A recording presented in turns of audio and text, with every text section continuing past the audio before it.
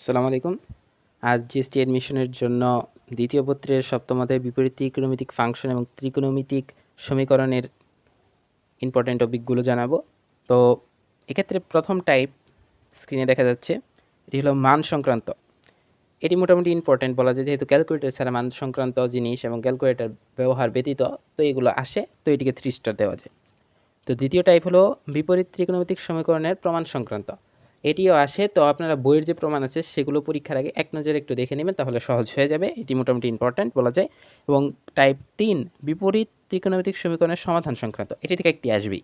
এক্ষেত্রে ছোটো ছোটো প্রমাণ যেগুলো মানে মান সংক্রান্ত, সমাধান সংক্রান্ত ছোটো ছোটোগুলো এগুলো আসবে। এগুলো এমসিকিউগুলো ভালোভাবে দেখবেন, এটিকে 5 স্টার দেওয়া যায়।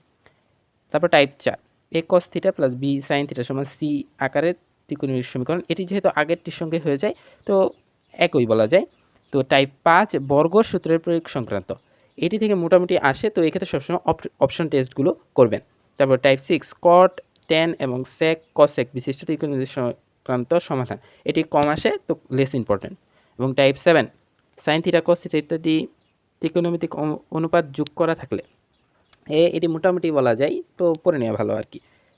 তারপর এটি হলো গুণ সংক্রান্ত, এটিও একইভাবে ইম্পর্টেন্ট কিন্তু খুব বেশি না। তারপর আমার টাইপ 9 যেটা সাইন কস টেন সেক দ্বিঘাত রাশি সম্বলিত পদ থাকলে, এটির ক্ষেত্রে আমরা বলতে পারি এটি লেস ইম্পর্ট্যান্ট। এবং আমাদের টাইপ 10 যেটা ত্রিকোণমিতিক সমীকরণ সমাধানে বহুপদী সমীকরণের সূত্রের সংক্রান্ত ব্যবহার, এটি খুব বেশি একটি ইম্পর্ট্যান্ট নয়। টাইপ 11 যেটা বিবিধ সমস্যাবলী, এটি খুবই বেশি ইম্পর্ট্যান্ট। এক্ষেত্রে বেশি ভালোভাবে দেখতে হবে বিবিধ সমস্যাবলী যে কোনো থেকে আসে। তো ইনশাল্লাহ আশা করা যায় এই টাইপগুলো যেগুলো বললাম অপশন টেস্টের মাধ্যমে কিছু আছে আমাদের লেস ইম্পর্ট্যান্ট, তো সবগুলো দেখে রাখবেন। কিন্তু ওগুলো বেশি করে পরীক্ষার আগে, বিশেষ করে আমি যেগুলো বললাম সেগুলো বেশি করে দেখে যাবেন, ইনশাল্লাহ কমন পড়বে।